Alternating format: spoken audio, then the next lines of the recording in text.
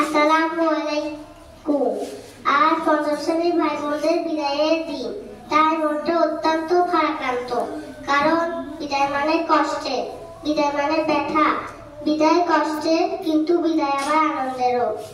বিদায় কষ্টের এই জন্য যে এত বছর তোমাদের সাথে একটা ভাই বোনের সম্পর্ক, একসাথে মেলামেশা, খেলাধুলা এবং পড়াশোনা, এগুলো সব এখন মিস করতে হবে।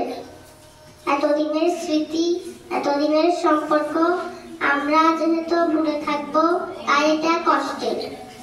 এই বিদায় আবার আনন্দের, কারণ এই বিদায়ের মাধ্যমে তোমরা খুঁজে নেবে একটা নতুন দিগান্ত, নতুন চলার পথ। তোমাদের সাথে কোনো ভুল ত্রুটি বা অন্যায় করে থাকলে ছোট ভাই বোন হিসেবে ক্ষমা করে দিও। পরিশেষে তোমরা তোমাদের উজ্জ্বল ভবিষ্যৎ কামনা করে আমি আমার বক্তব্য শেষ করছি।